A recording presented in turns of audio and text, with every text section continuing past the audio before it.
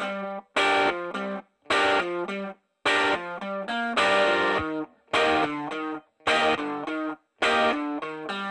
कीर्ती गुरव ह्या टूर्समध्ये सोलापूरवरून सहभागी झालेली आहे आणि ज्ञानाई टूर्स याबद्दल माझ्या माहेरकडून मी बऱ्याच वेळा ऐकलं, पण त्यांच्या सोबत येण्याचा कधी मला योग नाही आला आणि टूर्स बरोबर जाण्याचा जास्तसा अनुभव नव्हता आणि मला म्हणजे माझं मतही चांगलं नव्हतं खरं सांगायचं तर.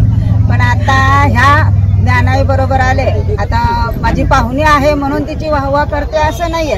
आता ही श्रुतकीर्ती माझ्या भाऊजाईची बहीण आहे, माझ्या भावाची बहीण, पण तिचं सगळ्याशीच नातं आहे, माझ्या एकटीशीच नाही.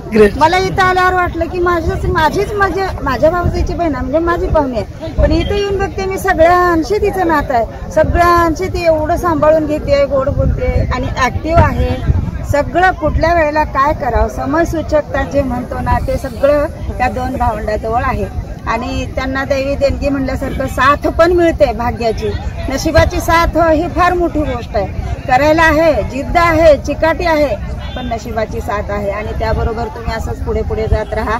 आम्ही सगळे तुमच्या पाठीशी उभं राहू आणि तुम्हाला कधीही काही कमी पडणार नाही. आणि इथून पुढं विमानाच्या प्रवासाची पण आमची सोय करा सगळ्यांची.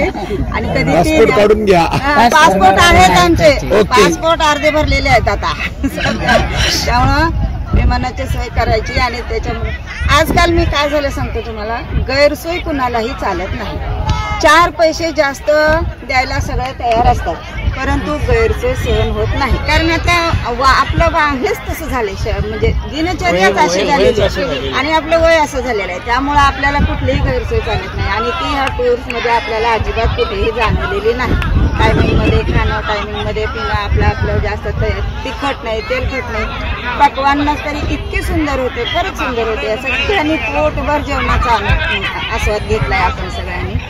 वेळच्या वेळेला चहा ओरडून आपल्या मागे लागतात ते आणि आपल्याला त्या ठिकाणी पोहोचवायचं आणि जेवढं देता येईल तेवढं देण्याचा दोघं बहीण प्रयत्न करतात आपल्याला. आणि त्यामुळं त्यांची ही चिकाटी बघितली, अक्षरशः त्यांचं कौतुक करावं थोडं कमी, म्हणून मी त्यांना त्यांचं धन्यवाद देते, त्यांना आभार मानते, त्यांचं कौतुकही करते.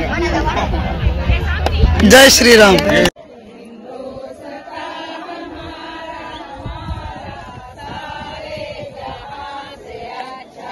भारत माता की, भारत माता की जय श्रीराम, जय जय श्रीराम.